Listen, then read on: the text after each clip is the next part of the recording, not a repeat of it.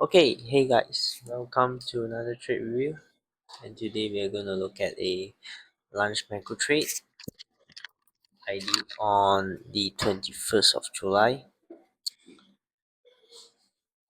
Okay, why did I trade this lunch macro trade? It was simply just supposed to be a scalp.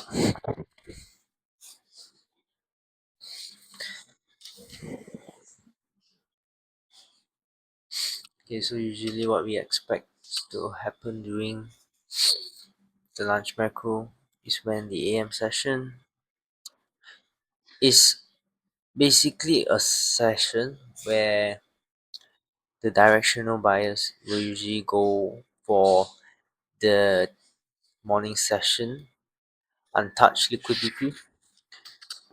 So in this case, you can see that price went higher. Price used the first minute fair gap to trade higher, and then right now we are in a new day opening gap, and all these quadrant levels is basically just the high time frame confluence, which is the daily sell side imbalance, buy side inefficiency. So I'm looking at this old first presented fair gap. I'll see how price reacts to it. Of course, in conjunction with the new day opening gap. And right there, sell using the breaker and this inversion fair value gap along with this fair value gap. So it's stacking confluence, and I'm just using the close approximate entry. Don't have to be perfect for anything. Just looking for a easy scalp. So at first, the intermarket was looking very good, and we are trading ahead of 11:50 macro, but during 11:30 that's when the lunch macro starts, so you basically start the run for the untouched liquidity since morning. And right now what I want to see is I want to see price just violently expand lower using this old first presented fair gap, as well as I was actually shorting. Why did I take that short so confidently? Because it was at a quadrant level of a daily confluence. So the trader in me the analyst just say, this is an entry, just enter. And right now we're looking at this. I want to look at this. I want to see price use this as an premium to trade lower. And at first, right at this point, it's still very good. So now looking at price, just want price to stay below the midpoint. So that's an order block, and that's a breaker. You know, plenty confidence right here, just drawing it out for you guys. And we can see the intermarket ES was trading higher, Dow trading higher, dollar trading higher as well. So I expect all this to be suspect rally in the indices, since I'm bearish for this session. And I don't see price just trade away from that order block, which confirms that it is an order block right now.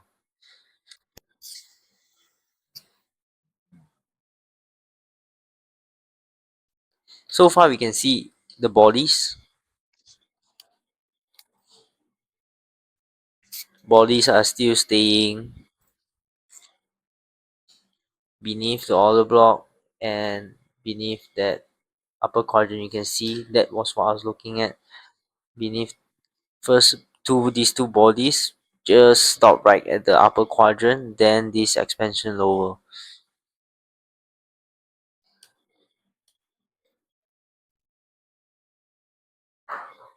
Okay. So very nice expansion. So we now what I'm looking at is, do we continue lower? Do we use this as an inversion fair gap? Because in a perfect world, it will just trade back here, use the midpoint as an inversion, as well as give us an immediate rebalance, and just it was just snap lower right now. So the next two candles, very crucial, it have to snap lower. That's what I'm writing. even put an arrow right there, and we are close to the 11:50 macro time. So if I'm right, it will happen. So this is the second candle, but turns out no, it did not give me what I'm expecting. So just looking at the last line of defense right now, which is the order block and the midpoint of the breaker, and you can see price was just showing me that it's not gonna happen. Definitely not gonna happen. So stop loss is adjusted.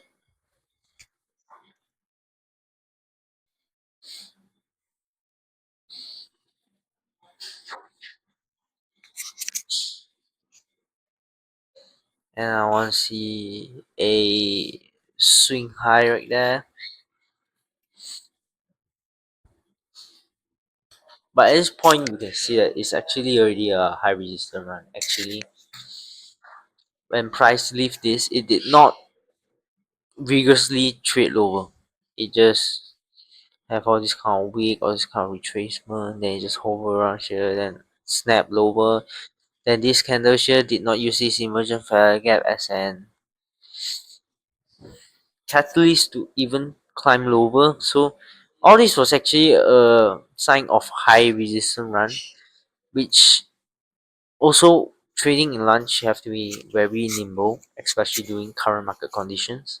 So right here, definitely it was a low hanging fruit. It was a low hanging fruit to just take something off. If I'm saying what I can improve in this trade. But right now, say if it's a high resistance run, which it is, and I'm expecting to hold it because I'm just saying that I want to see body stay inside of the breaker. I type it here.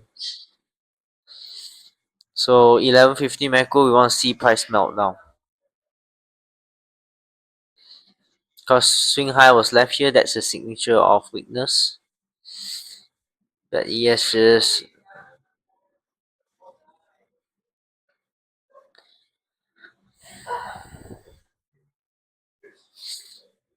so this is our high resistance run. But I want to see how price use the breaker right now. This low, okay, let's say right now if I'm in trade, I'm looking. I don't know if it will reach this low or not, but definitely this low is a good place to take to just close the trade because the fact that price traded retraced up like that, that's already a high resistance run. That's already a signature of high resistance run. So you can see I'm constantly looking at the market because just want to see whether we have market symmetry supporting our trade idea or not. And you can see that yes, the price that bodies is staying inside the breaker, which is essentially what I want to see for me to hold this trade. But right now we have time behind us. It's the 11:50 macro and price already retested the breaker and price now is in the breaker. So what we want to see is we want to see it leave it. And you know, these are the moments when definitely you have to take something off because price did show you that it is a high resistance. Dollar is not supporting your trade idea, but price did give me a chance to take something off. And instead of taking something off, what did I do? I shifted the stop loss, which is no problem. But I'm just saying that during the lunch macro, that definitely there was something that I would take as a partial, but right now I can't take partial. So definitely that was where you're supposed to close the trade. Don't expect to be right. Expect to be profitable, right? Because even prices trade back there, it was easily 40 points. Yeah, 40 points. Very easy 40 points. And okay, so right now price was here. Then this shows that it was a high resistance run. This trade up. But then I typed that I want to see price, see the body stay inside the breaker, and yes, it did poke outside a bit, but it still stay. The bodies are telling the narrative. The bodies are telling us the story. So it did just rip over, taken out this sell side. So this point, at this point, it was a very nice place to take something off, or to just close the whole trade, or to just manage the stop loss, because you don't want to be right, you want to be profitable, right? And you can see price gave me two chance, but because of this right here, it made me think that, oh, it's going to be a high resistance run, it's going to be a high resistance run, when no intermarket was telling you that it's not going to happen, right? So this was, I won't say greedy, but it's just simply trying to be right. And you can see that I'm going to manually close the trade because I didn't know I'm offside. Like, oh no, it's already signaling, like, it's about, things are about to get ugly. It's already signaling after, but then it did give you one more chance, but you never take it. So it is what it is. It is what it is. It was a very good lesson. It was a very good trade, good execution. Just a little bit poor on the trade management, but a very good lesson, a very good study. Did not lose anything also, even though if it did stop me out, I already minimized the risk to very minuscule. But just want to remind you that, in all these current market conditions, and in launch macros, you want to be nimble, because it's not your primary